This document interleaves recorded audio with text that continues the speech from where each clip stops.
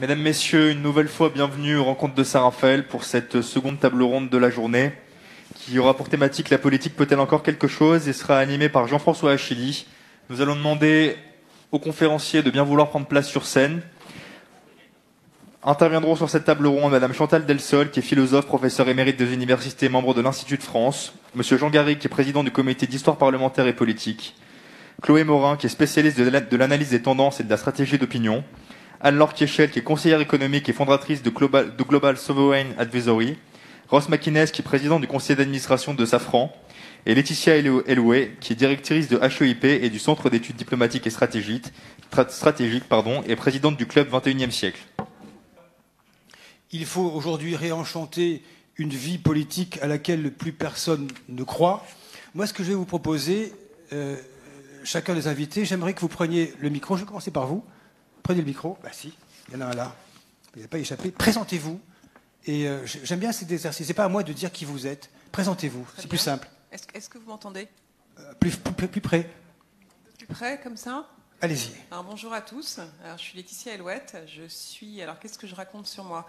Je suis fonctionnaire. Voilà, je travaille dans le service public depuis plus de 25 ans et j'ai travaillé 10 ans en Seine-Saint-Denis, comme sur des postes de direction générale. Et Cour des comptes, et maintenant je dirige une école de service public, une des écoles les plus anciennes de France, et je suis par ailleurs présidente du Club 21e siècle, qui est une association qui a pour vocation de promouvoir la diversité et l'égalité des chances dans le cadre républicain. Voilà. Alors vous êtes directrice de HEIP. Alors HEIP, donc je disais une des écoles de sciences politiques les plus anciennes de France, et grâce à vous je peux donner son nom, c'est l'école de hautes études internationales et politiques. Laetitia Elouette, avec vous, ce tour de table autour de notre thématique, la politique peut-elle quelque chose? À vous, un peu d'improvisation. Ce que je commençais à dire et ce que j'ai dit 3 fois, c'est que voilà, j'ai écouté le propos introductif de Madame. Et ce qui est intéressant, c'est la diversité des points de vue que vous allez avoir. Moi, je vous ai dit, j'ai une expérience de terrain, une expérience active, donc mon point de vue sera différent. Et peut-être revenir sur ce que moi j'entends par définition de la politique. La politique, pour moi, c'est une capacité à agir sur le réel.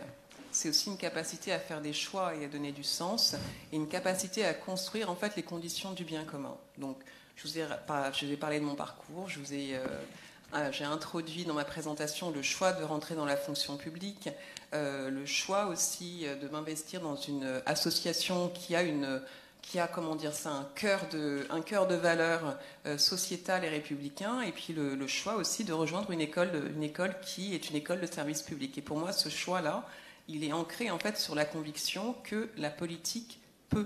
La politique est en capacité. Et moi, j'ai bien aimé le petit sondage tout à l'heure, parce que le petit sondage, finalement, alors, on n'a pas fait de vote à main levée, hein, mais il me semble que la réponse était majoritairement oui.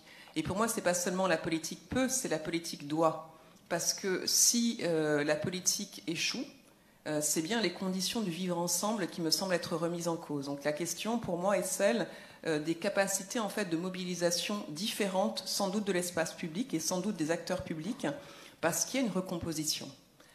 Parce qu'aujourd'hui encore, et parfois j'ai pu l'entendre, y compris dans votre propos introductif, il me semble qu'on surfocalise en fait ce qu'on appelle la politique publique à l'échelon de l'État et à l'échelon du président de la République, alors qu'il serait une espèce de figure un peu totémique, comme un commandant de bord ultime et pilote unique des politiques publiques, et comme en fait l'incarnation de l'efficacité réelle ou supposée des politiques publiques, alors que les lieux de pouvoir et les lieux de pouvoir démocratiques sont divers, se diversifient, et ces lieux de pouvoir qui sont aussi bien, alors je vais citer l'échelon de territorial, parce que c'est là où j'ai travaillé aussi, l'échelon européen, sont des lieux qui à la fois sont des lieux majeurs de politique, mais finalement très peu investis d'un point de vue de la perception en fait, des citoyens, et très peu investis du point de vue affectif, parce qu'il y a aussi dans la capacité à agir du politique la manière dont on voit, on se saisit et dont on s'approprie en fait la valeur et l'utilité de ces institutions. Dernière remarque, c'est que quand on part du postulat comme ça d'une inefficacité des politiques publiques, j'ai l'impression que ça renvoie à un âge d'or où les politiques publiques étaient efficaces. Alors voilà, moi Vous voulez dire quoi? Elles sont efficaces et elles ont toujours été, ou ça n'a jamais existé? Ça veut dire que quand on se dit aujourd'hui, on pose la question, on sous-entend que les politiques publiques sont aujourd'hui inefficaces, et que ça renvoie à un âge d'or où les politiques publiques ont pu l'être. Et alors moi, je ne travaille pas dans l'administration depuis qu'elle est née. Je ne travaille pas dans les politiques publiques depuis qu'elles sont nées. Mais il me semble que cet âge d'or n'a jamais existé. Et il me semble même, paradoxalement, que ce qui se passe, c'est que dans le fond, les politiques publiques s'améliorent aussi, mais elles s'améliorent du point de vue de l'évaluation. Je vous ai dit, je travaillais à la Cour des comptes. Et évidemment, quand on met en place des actions d'évaluation de plus en plus efficaces et de plus en plus précises, ça veut dire aussi qu'on voit davantage les manques. Et moi-même, pour avoir produit un certain nombre de rapports qui avaient des enjeux politiques qui me semblent majeurs, on se retrouvait donc dans l'équipe de magistrats qui travaillaient sur le rapport à avoir le sentiment de rendre un rapport équilibré en mettant en avant les points forts et les difficultés. Et dans ce qui ressortait principalement, c'était les difficultés. Donc ça veut bien dire aussi que cette évaluation, alors c'est pas moi qui vais remettre en cause le principe même de l'évaluation, elle est à la fois utile, mais elle crée un biais, ou en tout cas elle crée un niveau de frustration qui est presque inhérent à la démarche. Donc, vous estimez que les politiques sont évaluées aujourd'hui? Elles le sont à juste titre? Elles le sont de plus en plus, de mieux en mieux, et évidemment, cette évaluation, elle correspond à un besoin légitime de transparence. Mais ce besoin légitime de transparence, comme sur d'autres sujets, c'est aussi le voile d'ignorance qui est déchiré. Voilà, quand les choses sont sues, quand les choses sont claires, sont plus précises, ça veut dire aussi que les attentes se matérialisent, se cristallisent, et peut-être parfois sur ce qui est plus difficile que sur ce qui avance. Alors, Jean Garrigue, il y a un mot qui est tombé dans mon oreille, c'est le mot solution, que vous avez glissé dans ce très beau dégagement. Si je vous entends bien les uns et les autres, et je vais jusqu'à vous, Anne-Laure Kiechel, il y a un constat dans l'impuissance que nous constatons tous de l'action politique, il y a un constat qui est partagé, c'est celui de cette incapacité à faire en sorte que la décision, sans doute bonne, qui est prise, l'impulsion qui est prise à la source, n'arrive pas à imprimer dans la vie quotidienne des Français. Vous évoquiez une forme de démocratie participative, en quelque sorte. C'est ce qui avait été contenu dans la promesse d'Emmanuel Macron, mais pas lui seulement. Ségolène Royal évoquait la même chose 10 ans auparavant, le faire en sorte que les citoyens, que nous sommes tous ici, hein, pas seulement vous, nous, enfin tout le monde, puissent quelque part, à sa façon, par son, on va dire, le petit bout de sa lorgnette, participer à la décision publique, globale, pas seulement avec un bulletin de vote régulier tous les 5 ans pour la présidentielle et dans les élections intermédiaires. Il y a ce sentiment aujourd'hui d'une impuissance du politique, mais il y a aussi une forme d'impatience des citoyens qui sont aujourd'hui, du fait de l'accélération des particules, hein, la société du net, l'information continue, j'y participe malheureusement, une forme d'impatience et de déception immédiate parce que les choses ne changent pas. Moi, j'ai envie de rebondir sur ce que vous dites, Jean Garrigue. Je fous par terre toutes mes questions que j'ai préparées parce qu'au fond, il s'agit d'avancer.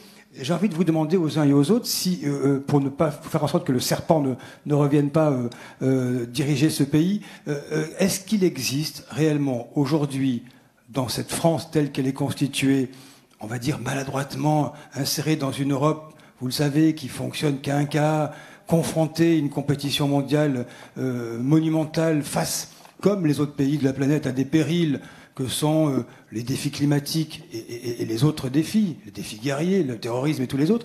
Est-ce qu'il existe aujourd'hui, et nous allons dans une campagne présidentielle entendre des candidats qui ont vraisemblablement des choses à nous dire et à nous proposer, est-ce qu'au fond, il existe aujourd'hui, et je commencerai par vous, Laetitia Elouette, des marges de manœuvre de la part des uns et des autres? Est-ce que nous avons une capacité à changer la marche de ce pays? La question est vertigineuse. Hein. Non, parce que c'est la question des solutions. Alors, la question je reprends le mot de Jean Garrigue, les solutions. Je m'y colle. Je ne vous ai pas dit que je m'y collerais pas. Je m'y colle peut-être en introduisant quelque chose, c'est-à-dire que j'ai le sentiment, j'ai bien aimé l'approche de Chloé Morin tout à l'heure, c'est-à-dire de resituer aussi, on a parlé de la politique et des politiques, et chacun à son niveau. Mais quand on parle de politique et de politique publique, elles sont structurellement différentes. Quand on est sur une politique publique, ou alors un ensemble de politiques publiques de gestion de crise, on peut être sur une évaluation assez immédiate de la politique. Quand on est sur des politiques structurelles de type politique d'éducation, politique de formation professionnelle, ma foi, la vision de l'impact en fait de cette politique publique est sur une temporalité qui dépasse largement les mandats. On est aussi, pour moi, sur certaines questions, sur des sujets finalement de politique publique qui se font, qui ne posent pas problème, et peut-être que parfois l'accent est mis sur celles qui posent problème. Il me semble que des politiques comme la politique de l'infrastructure, bon, alors peut-être on peut se plaindre parfois sur des aspects, on va dire, ponctuels, mais globalement, on peut se dire que la France a une bonne politique d'infrastructure, a une bonne infrastructure. Donc ça, ce sont des politiques publiques majeures, et celles-ci, finalement, avancent. Elles avancent, et d'une certaine manière, moi j'ai envie d'introduire une autre notion. La première, c'était de dire les politiques publiques sont structurellement différentes, donc peut-être aussi introduisons cette vision aussi différenciée de comment est-ce qu'elles se construisent et de leur temporalité. Et la deuxième chose, c'est que quand on dit le politique ne peut plus, c'est aussi sous-entendre qu'une alternance va modifier une politique publique. Alors moi je vais vous prendre l'exemple de la politique publique du nucléaire.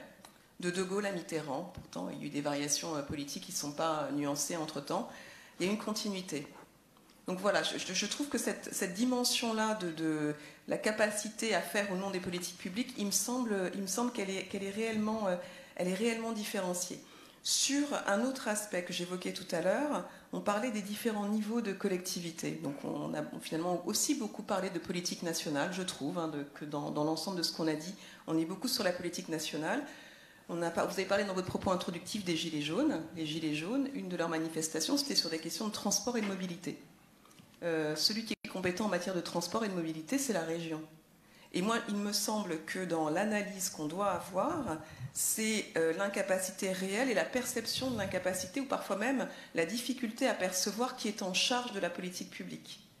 C'est-à-dire quand on se tourne vers l'État systématiquement, quand on se tourne plus que vers l'État, vers un président, en lui prêtant en fait une toute-puissance, le problème, c'est qu'on ne s'adresse pas à la bonne personne. Donc moi, j'appréciais beaucoup, Monsieur Garrigue, votre point de vue sur la pédagogie. C'est-à-dire que, alors, j'entends le... Je suis tout aussi d'accord là-dessus. Sur ce que vous... Ah bah moi, je ne sais pas si on est d'accord. En revanche, je me permets une chose, c'est-à-dire vous disiez, chacun doit se prendre en charge du point de vue de sa responsabilité à s'engager. Moi, je trouve que, pour le coup, le politique a une responsabilité aussi de pédagogie, qu'il ne prend pas assez à sa charge. C'est-à-dire que cette dimension de dire où sont les lieux de pouvoir démocratique, il me semble que cette question est largement sous-estimée. Parce qu'on peut parler des grands soirs, des grands projets, des nouveautés, mais déjà sur une clarification, Ross le disait, du qui fait quoi, mais qui fait quoi en termes de répartition, mais où sont les lieux de pouvoir également, ça me semble être essentiel. On parle, je peux vous citer un autre exemple, les espaces verts. Espaces verts, voirie. Alors franchement, quand la voirie ne marche pas, je peux vous dire, on le voit tous. C'est une catastrophe en termes de qualité de vie. Alors qui connaît ici le nom de son président de l'intercommunalité, alors que c'est bien lui qui prend des décisions essentielles sur ce sujet. Donc cette dimension-là comment dire ça, de la recomposition en fait de la carte du pouvoir et donc de la capacité d'action, c'est quelque chose dont on doit se saisir. Une troisième chose, c'est qu'on parle de politique aussi au sens d'élus, au sens d'instances démocratiques, d'instances politiques. Moi, je regarde Ross parce que je fais partie des Ross McInnes, parce que je fais partie des personnes qui sont convaincues que les entreprises sont des acteurs politiques majeurs, et y compris des acteurs politiques majeurs sur la réussite de politiques publiques. Moi, vous estimez que ce n'est pas admis communément en France? Moi, je trouve que la place de l'entreprise comme un partenaire et comme un contributeur essentiel à la politique publique, non, ne fait pas l'unanimité, ou en tout cas, je trouve qu'elle devrait être renforcée. Je vous donne un exemple concret, c'est l'exemple de la RSE, responsabilité sociale et environnementale. Alors, l'État peut agir de manière réglementaire, légale. Ce qui se passe globalement, c'est aussi les actions volontaristes, voilà, initiées de leur propre initiative par des entreprises qui contribuent clairement à faire évoluer cette question qui est une question d'utilité publique. Et dès lors qu'on est sur une question d'utilité publique, est-ce que le sujet, c'est la qualité de celui qui intervient, c'est-à-dire un élu, ou bien est-ce que c'est le sens ou l'intérêt de ce qui est apporté?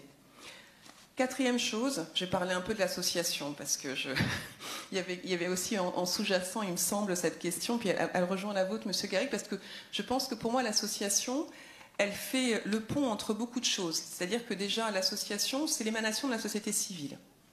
Alors la société civile, c'est moi, c'est nous tous, là, mais c'est vous tous aussi. Et l'association, c'est pour moi la capacité de se rassembler pour agir pour et par nous-mêmes. Et que cette dimension-là, moi, voilà, c'est mon sentiment aussi, il me semble qu'elle est insuffisamment exploitée en France. Moi, je vais reprendre les propos de Tocqueville. Alors, je vais faire très très court. Je vais prendre la citation en plus la plus basique de Tocqueville, mais pour qu'elle puisse peut-être résonner, c'est de dire que l'activité associative, elle est activité porteuse de citoyenneté, porteuse de responsabilité, de liberté et d'efficacité. Et moi, j'en suis convaincue. Je suis convaincue que dans la manière dont on interroge aussi l'efficacité vue ou non du politique, je pense que le politique, pour être efficace, a besoin d'entreprises ou d'acteurs majeurs dont il fait des partenaires et qu'il ne traite pas à côté, mais a besoin aussi d'une société civile extrêmement vivace, voilà, j'allais dire, dans une pleine vitalité. Et moi, je vous donne juste un exemple, parce que je vous disais que je suis présidente d'une association. Alors, c'est une association de promotion de l'égalité des chances, de la diversité. Et les associations, elles posent des problèmes politiques. Récemment, on a travaillé sur une mesure de la diversité socio-culturelle des membres des comités exécutifs des entreprises du CAC 40 et de ceux qui viennent juste après, c'est-à-dire ce qu'on appelle COMEX-1. Et cette mesure-là, pour nous, elle est essentielle, elle est politique, parce qu'elle permet d'apporter en fait la preuve par le concret que c'est sur une question qui souvent nous déchire, c'est-à-dire celle des mesures, la mesure de la diversité d'origine, que certains appellent la diversité ethnique. Elle apporte la preuve concrète qu'on peut le faire. On peut le faire dans le cadre républicain, en respectant tous les principes universalistes consacrés auxquels on tient, et qu'elle apporte une utilité réelle. C'est-à-dire que, dans le fond, cette question en fait, de la diversité, de la pluralité des origines de la France, qui est souvent présentée, sur laquelle l'État a évidemment, je ne reviendrai pas là-dessus, une responsabilité importante, la société civile ne peut pas s'en défaire, et elle peut également. Donc là, je vous donne un exemple d'une réponse de la société civile qui répond à la fois à un débat politique, c'est-à-dire comment est-ce qu'on parle de la diversité, et à un sujet d'efficacité, parce que mesurer la diversité, pour nous, c'est un moyen aussi de la prendre en charge correctement. En fait, pour moi, c'est juste impossible de traiter une question correctement si on ne sait pas où on en est à un moment donné. Vous voulez dire quoi? Que l'exercice du pouvoir passe par la société civile, par son opposition? Je pense que l'exercice du pouvoir ou des institutions publiques de qualité passe aussi par une synergie avec la société civile. Ce qui n'est pas le cas aujourd'hui. Il me semble que ça existe. On ne peut pas dire que l'État ou les acteurs publics ne collaborent pas avec la société civile. Mais qu'en revanche, il y ait une prise en compte de cette société civile à son juste niveau, il ne me semble pas. Et il me semble, je vais finir sur cet aspect, il ne me semble pas non plus que la perception de chacun de nous, de sa capacité d'agir en fait, en se mettant en collectif, elle soit si forte que ça. Moi-même, voilà, pendant des années, l'action associative, je n'ai même pas imaginé m'y impliquer. C'est finalement depuis 4 ans seulement que je m'implique et que je me rends compte de ce qu'on est capable de faire sans avoir besoin de l'État, ou en tout cas en complément de ce que fait l'État. Quelle est la limite de l'exercice? À quoi doit se cantonner le chef de l'État, son gouvernement, dans l'action quotidienne, dans la gestion du pays? Je dis simplement qu'il doit répondre à l'objet des peurs et pas à la peur elle-même. J'ai une question. Ah, allez-y. Laetitia Alouette. J'ai une question, madame. C'est là, on a reparlé, je pense, à 2 reprises, la crise des Gilets jaunes. Dans la crise des Gilets jaunes, il y a des éléments factuels de coupure, ou en tout cas de manque de continuité territoriale, d'aussi de malaise affirmé d'une partie de la population d'être de ne pas avoir des garanties de niveau de vie qu'elle revendique, mais dans l'affirmation et dans, l'irruption de cette question-là dans la vie publique, il y a aussi beaucoup d'affect. Et beaucoup d'affect sur la durée. Dans ce cas concret, comment est-ce qu'un politique gère une situation? Puisque vous, dans ce que vous dites, finalement, le politique serait aussi purement dans le rationnel. Je ne l'ai pas dit tout à l'heure, mais attends, je me permets de juste prolonger la remarque et je termine ma question. C'est que aussi, ce qui se passe, me semble-t-il, quand on parle en fait de perception de l'efficacité des politiques publiques, c'est qu'il y a une dimension d'affect sans doute de plus en plus forte, sans doute aussi par manque de pédagogie, qui est aujourd'hui intégrée, parfois même à notre insu, par des biais inconscients, dans l'appréciation qu'on a des politiques publiques. Et aussi des biais d'affect qu'on a sur l'appréciation des politiques eux-mêmes. Emmanuel Macron étant quelqu'un qui inspire des points de vue assez affirmés, ce qui ressort aussi des discussions qu'on a ici. Donc, madame, pour moi, la question, c'est que dans le contexte qui est posé, dans un contexte où on a un événement qui cristallise ça, c'est-à-dire ce sujet de l'affect qui s'impose en politique, qui rompt la continuité aussi de fonctionnement d'un pays parce qu'une population exprime une réelle souffrance. Comment est-ce qu'on prend en compte cette situation-là quand on est politique aujourd'hui, de votre point de vue ? Oui, je ne dis pas que le gouvernement est entièrement quelqu'un de rationnel et qui ne doit compter que là-dessus. Je dis simplement que je vois s'avancer aujourd'hui une tendance, disons un tropisme, vers ce que Rosan Vallon, dans son dernier livre, a appelé la représentation des épreuves, démocratie des épreuves, et je pense qu'un gouvernement n'a pas à représenter les épreuves. Parce qu'il a représenté des dangers réels. Disons que je demande simplement qu'on soit mis en garde contre cette tendance qui ne me paraît pas... Je vous pose une autre question. Alors, je me permets. C'est un débat. On a parlé, il me semble, à plusieurs reprises, Anne-Laure Kiechel, vous-même, on a parlé de sens. La question du sens, elle est du point de vue de celui qui l'émet et de celui qui le perçoit, qui reçoit ce sens, qui reçoit le message. Comment est-ce qu'on construit du sens aujourd'hui si on n'est pas capable d'intégrer dans les messages qu'on envoie, dans les orientations, y compris en contenu, mais aussi dans la posture, cette dimension de prendre en compte ce que sont les Français dans leur diversité, et avec le principe que certains de ces Français sont aujourd'hui avec un sentiment de vulnérabilité. Et moi, il me semble, je vous laisse répondre, que ne pas prendre en compte ce sentiment de vulnérabilité dans la remise de sens, le risque, c'est d'avoir son sens à soi et de ne pas faire sens commun avec ceux à qui s'adresse la politique publique. Vous voulez dire quoi? Répondre à une quête de sens, c'est ça? Exactement. Oui. Allez, réponse, et puis on va passer la parole aux autres intervenants là-dessus. Allez-y, je vous en prie. Je dis simplement que ça ne doit pas être... bien sûr que ça doit compter, mais ça ne doit pas être l'unique critère. Et actuellement, c'est un peu l'unique critère. Vous voyez bien, le héros, c'est la victime, c'est celui qui souffre, on représente ceux qui souffrent. Enfin, il n'y a que les affects qui comptent, les affects, les émotions, les passions. Vous n'êtes pas d'accord, mais ce n'est pas vrai. Ce n'est pas vrai. C'est-à-dire que moi, je vous ai dit, alors je ne vais pas faire foi de mon parcours. Un parcours ne dit pas la vérité. Un parcours dit un point de vue en fait sur un sujet. Et moi, le point de vue que j'ai vécu la crise des Gilets jaunes. J'étais à la Cour des comptes. On était dans une ultra-rationalité. Une ultra-rationalité de ce sujet, alors même que dans la crise des Gilets jaunes, j'ai parlé de vulnérabilité, mais il y avait aussi une charge, mais d'une violence terrible contre la haute fonction publique. Donc la question de quand il y a violence, c'est pas forcément la trouver légitime, mais c'est essayer, ou en tout cas de s'interroger sur justement les sujets qu'elle questionne. Laetitia Alouette, le rapport de la Cour des comptes, vous savez, compte insincère, attention à la sécurité sociale, c'est une catastrophe. C'est vrai que nous les traitons, nous, dans les médias, et puis ça tient une édition, vaguement 2 éditions, hop, au tiroir, à la poubelle, et on passe à autre chose. Ça veut dire que j'ai travaillé pendant des années pour rien. Non, pas du tout. C'est très utile. En revanche, je vais me permettre de répondre à une question qui est sous-jacente, monsieur, qui me paraît être importante quand vous dites c'est compliqué, ou il faut demander des autorisations. Et quand on parle du préfet, pour moi, est-ce qu'on parle du pouvoir politique ou est-ce qu'on parle de l'administration? Est-ce qu'il n'y a pas un sujet aussi, finalement, dont on a assez peu parlé aussi, c'est le rôle de l'administration dans cette mise en œuvre des politiques publiques? Alors, rôle de l'administration qui parfois est contesté parce qu'on estime qu'elle prend trop de place, mais elle prend trop de place aussi parce que parfois les décisions politiques ont peu d'épaisseur. Ou rôle de l'administration, on parlait du Covid, donc on parlait de la préfectorale, où moi j'estime que c'est aussi par le réseau des sous-préfets, par le réseau des fonctionnaires de terrain que le pays a tenu.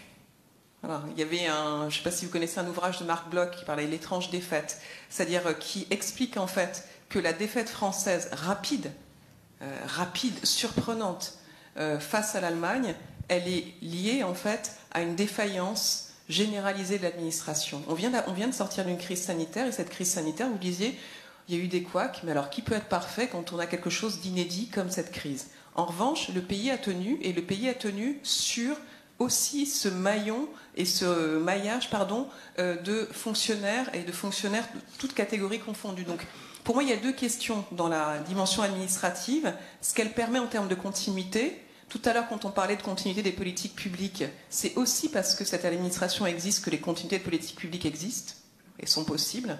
Je ne vais pas rappeler l'exemple de la Belgique qui a eu 6 mois sans gouvernement. voilà, il n'y a pas eu plus de catastrophes que ça. C'est déplorable, mais il n'y a pas plus de catastrophes parce qu'il y a que le gouvernement, c'est comme la Cour des comptes, ça sert à rien, c'est ça? Pas du tout, pas du tout. Et je vais en venir à la Cour des comptes. Mais en revanche, pour finir sur l'administration, pour moi, il y a un point, c'est-à-dire que l'efficacité des politiques publiques aussi, elle s'entend, on parlait de choses simples, on parlait de clarifier les compétences, on parlait de faire de la pédagogie. Et pour moi, il y a aussi un sujet de simplifier la manière, en fait, d'implémenter une politique entre le jeudi et ce qui se passe. Sans doute, il y a trop de strates. Il y a trop de strates, pardon. Pas de strass, mais plutôt des strates. Quel lapsus. Alors, sur la Cour des comptes, bon, alors moi, j'ai quand même essayé de défendre mon boulot, mais moi, j'ai pas le sentiment... Alors, super boulot, hein. Super boulot de la Cour des comptes. Ah, c'est passionnant. Impressionnant. Alors moi, je reste toujours dans qu'est-ce qu'on peut faire de mieux. Donc la question d'Anne-Laure Kichet tout à l'heure, c'était aussi qu'est-ce qu'on peut améliorer sur ce qu'on évalue. Moi, je pense qu'on peut toujours s'améliorer sur ce qu'on évalue. La Cour des comptes, elle va aussi répondre à cette question-là. La question des gilets jaunes, pour moi, c'est aussi une question sur laquelle la Cour des comptes doit se repositionner sur la manière dont elle rend public finalement ces rapports. Est-ce qu'ils sont bien compris? Est-ce qu'ils sont lus? Voilà, je pense que cette question-là, elle se pose. Sur la question de qu'est-ce qu'on fait finalement de toutes ces recommandations qui sont faites, nous on fait un suivi, et c'est plus de 70% des recommandations qui sont suivies. Et moi je pense que ce plus de 70% des recommandations qui sont suivies, et j'ai l'impression, l'assentiment général que finalement la Cour des comptes fait ou dit, mais il ne se passe rien, ça nous renvoie aussi au biais dont on parlait tout à l'heure, c'est-à-dire qu'on a une focalisation très grande sur ce qui ne va pas. Et cette focalisation très grande sur ce qui ne va pas fait qu'effectivement, souvent en plus ces sujets qui ne vont pas, ça fait pas un an et c'est pas les sujets les plus faciles en fait à faire avancer. Donc qu'on revienne l'année suivante et que les choses finalement aient peu avancé, parfois c'est aussi la question de la temporalité en fait d'une évolution. On est passé 1 an, 3 ans après une politique publique pour qu'elle se redresse et qu'elle se réajuste. Parfois c'est un temps beaucoup plus long. C'est peut-être pas forcément des questions, mais des réflexions d'une citoyenne. Voilà. Je me régale et je trouve ça passionnant ces débats. Je trouve passionnant aussi de faire des ponts avec l'étranger et l'extérieur où tout paraît plus simple. J'ai envie de vous dire quelle solution formidable. Conseil à des États. Pourquoi nous ne pourrions pas, ne serait-ce qu'à commencer par le microcosme Sarafel, puisque c'est les rencontres de Sarafel, utiliser ce genre de formules, des cercles de bon sens dont vous parliez, qui ont été à un moment les cercles de la citoyenneté, mais ça a été essayé. Moi, j'ai participé à certains. C'était très intéressant. Mais il nous manquait dans ces cercles, il me semble, des avis justement comme des débats d'aujourd'hui, où nous pouvions avoir plus de matière sur le fonctionnement, quels sont les fonctionnements. C'était extrêmement intéressant. À quel interlocuteur vous vous adressez? Est-ce que ce sont les bons? Est-ce que c'est le dossier qui sera porté là ou pas là? Qu'est-ce qui se passe dans ce dossier? Connaître aussi avec les élus, être participatif. Et ça, c'est quelque chose qui me semble essentiel aujourd'hui dans notre société. Moi, je reconnais que je me sens extrêmement l'envie de participer à tout ça, sauf qu'il y a peu d'endroits où participer. Je suis normalement parisienne, j'aurais envie de faire des choses sur Sarafel. Les associations sont souvent des associations de sport, de tas de choses comme ça. Il y a peu d'associations qui permettent aux citoyens aujourd'hui de s'exprimer. Donc j'allais vous dire, je vous avais posé la question, nous, qu'est-ce qu'on peut faire par rapport à tous ces risques? On les a en macro, on les a en micro. Qu'est-ce que nous, on peut faire? En quoi on pourrait s'impliquer? J'aimerais bien que d'ici la fin de la journée, après 2 jours de parcours compliqué, enfin très intéressant mais riche, qu'est-ce que nous, on peut mettre en place? Alors, on va essayer d'avoir un élément de réponse tout de suite. Et puis Arnaud Benedetti, qui viendra conclure ces 2 journées, vous répondra également pour compléter la réflexion. Qui veut prendre la main là-dessus? Il n'y a pas beaucoup de... Chantal Delsol, non, peut-être? Sur la démocratie participative, sur est-ce que ça part du citoyen? Est-ce que ça doit exister? Non, qui veut répondre? Qui veut répondre? Non, mais moi, je veux bien dire quelque chose. Je pense que plus les citoyens participent en participant à des associations, tout ce qu'ils peuvent faire au niveau du bas, tout ça, ça enrichit tout le temps la démocratie. Ça l'empêche de rester dans les grandes décisions qui se passent en haut. Tout ce qui peut se passer en bas, c'est du bénéfice pour la démocratie et pour la vie démocratique. Anne-Laure Keichel, sur cet aspect des choses? Oui, c'était pour dire, je crois que l'engagement sociétal doit être valorisé. En disant valoriser, ça veut dire on doit aussi laisser aux citoyens le temps nécessaire dans leur vie pour pouvoir prendre part pleinement à la vie de la cité. Je crois que c'est quelque chose de temps en temps qu'on oublie. Et on oublie quelque part cette nécessité de penser parfois la vie autrement. Tout à l'heure, on disait, oui, il y a des métiers qui ont disparu, c'est tout à fait vrai. Évidemment, pour les gens qui exercent ces métiers, la situation, quand son métier disparaît, est particulièrement difficile. C'est pour ça qu'il faut penser en permanence à des parcours de vie dans lesquels vous avez la possibilité de vous former en continu. Et par exemple, c'est quelque chose qu'on essaye d'ailleurs et qu'on va lancer dans un État, peut-être de se mettre d'accord qu'on fait une pause qui n'est pas obligatoire du tout, mais au bout de 7 ans, on se dit qu'on a un crédit d'1 an, entre guillemets, qui est donné et on peut décider de se former, de s'arrêter, de s'occuper de sa famille. Enfin, il y a toutes les possibilités nécessaires, aussi la possibilité de ne pas le prendre. Donc, parce qu'évidemment, il ne s'agit pas d'imposer quelque chose. Je crois que il faut savoir reconnaître qu'il y a ce besoin-là. Et que ce besoin-là, si on veut bien le faire, si on veut le faire sérieusement, il faut savoir donner du temps aux gens et il faut savoir donc le valoriser, que ce soit pas quelque chose qui passe à la trappe ou qui soit quelque chose de secondaire. Et ça doit être permis pour des gens qui ont un travail en activité, pas en activité, et que la société doit s'organiser autour de ça. Sans ça, je crois qu'il y a quelque chose d'un peu hypocrite à après dire que les gens doivent s'impliquer dans la vie de la cité. Il faut aussi leur donner les moyens de pouvoir le faire. Laetitia Elouette, puis Chloé Morin sur cette question. D'abord vous. Oui, alors moi je suis impliquée associativement. Je suis une présidente d'une association, ça me prend du temps. Et j'ai une activité professionnelle, croyez-moi, qui m'en prend aussi. Alors j'aimerais avoir des propositions comme celle-là d'aménagement du temps, mais je pense qu'il faut les deux. C'est-à-dire qu'il faut à la fois effectivement que, quand je disais tout à l'heure que l'État tienne davantage compte et donne davantage de place à la société civile, c'est aussi organiser ça. Et on le fait par exemple au sein des entreprises. Les entreprises maintenant, quand elles font ce qu'on appelle du pro bono, c'est qu'elles peuvent mettre aussi des collaborateurs à disposition pour des projets d'engagement citoyen. Donc il y a des formes qui existent. Mais après, pour moi, l'autre aspect, c'est comme ce qu'on disait sur la question en fait de la pédagogie. Il y a aussi, j'ai pas envie d'employer le terme de responsabilisation, mais j'ai presque envie d'employer le terme audace. Vous posiez la question, madame, de qu'est-ce que je peux faire. Dans ce que vous disiez, dans le fond, ce que je trouvais intéressant, c'est que vous aviez déjà vous-même la solution. Et qu'il n'y a pas forcément besoin que nous, on l'apporte, puisque ce que vous proposez, vous connaissez le contexte local, il y a une envie, un enthousiasme, j'allais presque dire essayez. Et c'est aussi ça dans la dimension associative, c'est-à-dire que c'est aussi d'autres leviers, d'autres dynamiques, d'autres aussi évaluations de l'efficacité qu'on met en place. Et quand on fait ça à sa mesure, c'est pas forcément une grosse association, on recrée de la vitalité. Et moi, je peux vous dire, ça me prend énormément de temps, mon association, mais ça me donne un enthousiasme infini. Et j'ai aussi l'impression, grâce à l'association, de mieux comprendre en fait mes contemporains. Et je me dis, par rapport au regard que j'avais sur la société française il y a encore quelques années, finalement, les gens engagés qui font à leur mesure, pas forcément dans une association, mais qui font en aidant de manière interindividuelle d'autres personnes, il y en a beaucoup. Voilà, donc j'allais vous dire, osez, ou si vous le souhaitez, faites, et ça fera du bien. Allez, question au premier rang. Il se trouve que nous vous devons la transparence. Vous savez, je connais cette personne, Brigitte Jean Perrin. Nous avons œuvré ensemble pendant des années à France Inter. On ne s'est jamais disputé d'ailleurs. Voilà. On a passé de très nombreuses années à France Inter ensemble. Moi j'ai une question qui est pleine d'espoir. Je trouve que peut-être que la Ve République souffre d'être devenue bancale. On a créé le quinquennat. On a détruit le temps présidentiel par rapport au temps législatif. On les a mis tous au même niveau. Du coup, les partis politiques se sont détruits. Deuxième chose, on a introduit dans la Constitution le principe de précaution, ce qui a bloqué et freiné toutes les initiatives des associations et de tout le monde à cause de ce fameux principe de précaution, de responsabilité mais pas coupable. Derrière ça, on a détruit aussi, par négligence, je pense, tous les corps intermédiaires. Et la Ve République, la Sécu, les accords de Grenelle, le social, la participation dans l'entreprise, ce sont aussi des acquis sociaux qui ont été négociés.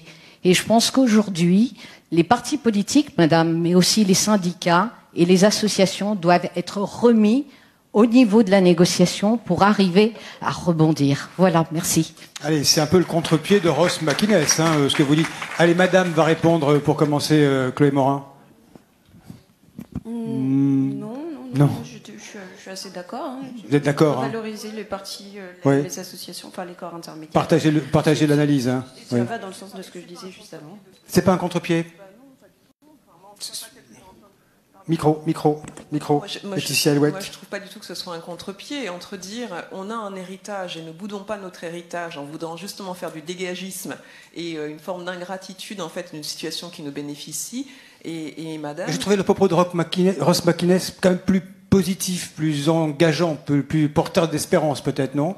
Oui, mais moi, je le voyais surtout en termes d'héritage, d'héritage de situation dont nous bénéficions tous. Mais que c'est complètement compatible, me semble-t-il, avec une dimension de qu'est-ce que nous pouvons faire pour revitaliser encore davantage cette démocratie.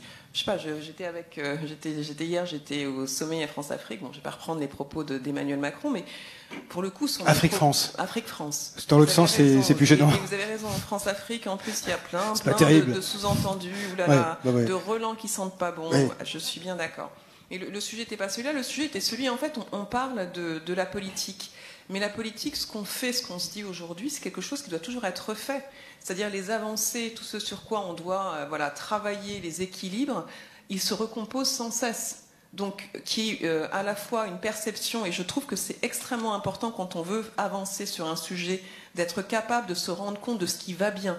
Et d'être extrêmement précautionneux sur ce qui va bien, parce que parfois on est là aussi à s'intéresser à ce qui ne va pas et ne pas être capable de protéger ce qui va bien, et en ayant cette conscience de quels sont nos atouts, quel est l'héritage aussi dont on est fier, parce que je trouve qu'on parle de dimension politique, on a beaucoup parlé de rationalité, moi j'assume complètement le terme d'émotion, et dans la dimension aussi d'être capable de faire avancer un pays ensemble, c'est la dimension de se sentir réunis et fiers d'avoir un destin en commun. Vous diriez qu'il faut changer le modèle?